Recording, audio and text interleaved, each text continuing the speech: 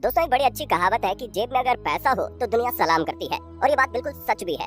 हर किसी को इस दुनिया में पैसा चाहिए। ऐसे में भारत के पैसे को तो आपने बहुत बार देखा होगा, लेकिन क्या कभी आपने ये सोचने की कोशिश की है कि दुनिया भर में किस तरह की करेंसी इस्तेमाल की जाती है और उसे कैसे बनाया जाता है। चाइना से लेकर अमेरिका तक आपको दुनिया के अलग अलग देशों की करेंसी के बारे में बताने जा रहा हूँ, जिसे जानकर आप पक्का हैरत में पड़ जाएंगे। US cash. दोस्तों सबसे पहले अगर हम अमेरिका की बात करें तो यहाँ पर दो अलग अलग डिपार्टमेंट हैं। नोट प्रिंटिंग के लिए bureau of engraving and printing department काम करता है, जिसे 1862 में तैयार किया गया था, और तब से लेकर अब तक इसी के अंडर में अमेरिकन डॉलर्स के नोट्स प्रिंट किए जाते हैं। हालांकि यहाँ पर दो प्रिंटिंग फैसिलिटीज है, पहले वॉशिंगटन डीसी में और दूसरी टेक्सास में।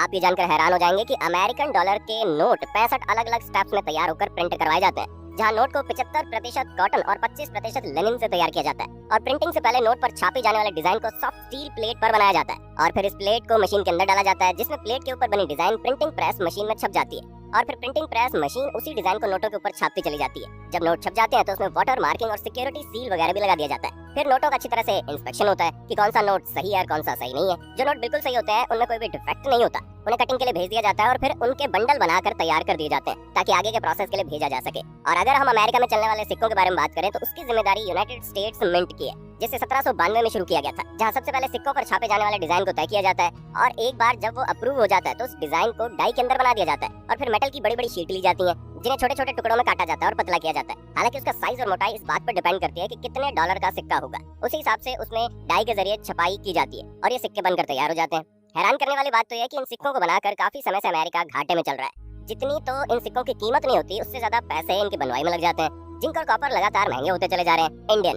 दोस्तों अब हम बात करते हैं हमारे भारत की, जहां होशंगाबाद से पेपर मंगाया जाता है। हालांकि होशंगाबाद के अलावा जापान, अमेरिका जैसे देशों से भी पेपर इंपोर्ट होता है, और भारत में मौजूद 4 प्रिंटिंग प्रेस जो देवास, नासिक, मैसूर और सालबनी में मौजूद है, वहाँ नोट छाप कर तैयार किए जाते हैं। इन नोटों में जो इंक इस्तेमाल होती है उसे स्विट्जरलैंड से मंगाया जाता है, और जब सारी चीजें हो जाती है तो बहुत ही सीक्रेट तरीके से आरबीआई इन सभी प्रिंटिंग प्रेस को डेटा देती है कि कब कितने नोट छापने, और उसी हिसाब से यहाँ पर नोटों की छपाई होती है। नोटों के अंदर आने वाले डिजाइन से लेकर उसके वाटर मार्क तक हर एक चीज रिजर्व बैंक ऑफ इंडिया और सरकार द्वारा तय किया जाता है। भारत में छपने वाले नोटों की सिक्योरिटी पर काफी ध्यान दिया जाता है। अब दोस्तों अगर हम भारत में तैयार होने वाले सिक्कों की बात करें तो हम सभी जानते हैं कि भारत में सिक्कों का कितना ज्यादा प्रचलन है। हालांकि सालों से भारतीय सिक्कों में कई सारे बदलाव आए हैं, और इसकी पूरी जिम्मेदारी भारत सरकार की होती है।